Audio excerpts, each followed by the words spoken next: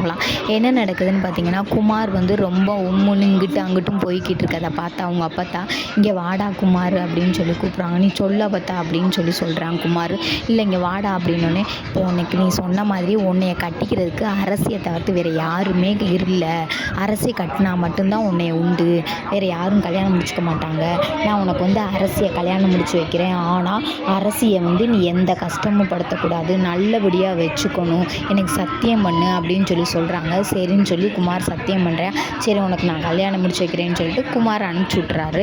குமார் அனுப்பிச்சி விட்டோன்னே அவங்க வீட்டில் 3வது பையன் சின்னவன் இருக்கார்ல, அவர் என்ன செய்கிறாருன்னா, "அப்போத்தான் நீ செய்கிறது அம்மா நீ செய்கிறது தப்புமா.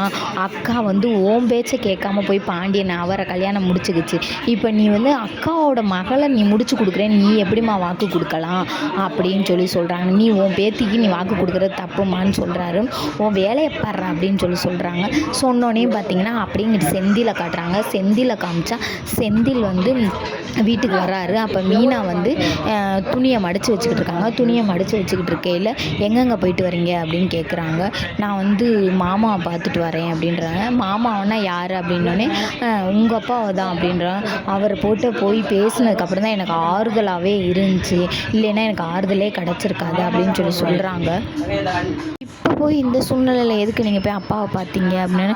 "அவர்கிட்ட பேசினால தானே எனக்கு நிம்மதியாக இருந்துச்சு." "அப்போ அவருக்கு எல்லாமே தெரியுமா? அப்போ அவர் தான் உன்னை லஞ்சம் வாங்க சொன்னாங்களா?" அப்படின்னு கேட்குறாங்க. "ஐயோ இல்லை அவர் வாங்க சொல்லலை. ஆனால் லஞ்சம் வாங்கினா தப்பு இல்லைன்னு மட்டும் சொன்னார்" அப்படின்னு சொல்கிறாங்க. சொன்னோடனே மீனாவுக்கு சுல்லுன்னு கோவம் வருது. கோவம் வந்தோடனே ஃபோனை எடுத்து அவங்க அப்பாவை லெஃப்ட் அண்ட் ரைட் வாங்கி விட்றாங்க. "ஆமாம், இப்போ உன் புருஷன் வாங்கின லஞ்சத்தில் தான் இங்கே இப்போ எல்லாருமே இது பண்ணிக்கிட்டு இருக்காங்க. யார் தான் லஞ்சம் வாங்கலை, உன் புருஷன் மட்டும் வாங்கின மாதிரி கத்துற" அப்படின்னு சத்தம் போடுறாரு. "அப்பா உங்களுக்கு இதோட சரிப்பா, இனி வந்து நான் கல்யாணத்துக்கு முன்னாடி உங்கள்கிட்ட பேசாமல் எப்படி இருந்தேனோ அதே மாதிரியே பேசாமல் இருந்துக்கிறேன். நீங்கள் என்கிட்ட பேசாதீங்கப்பா" அப்படின்னு சொல்கிறாங்க. சொல்லி முடித்தோடனே அப்படியே நாடகம் முடிஞ்சு. பிடிச்சிருந்தா லைக் பண்ணிக்கோங்க.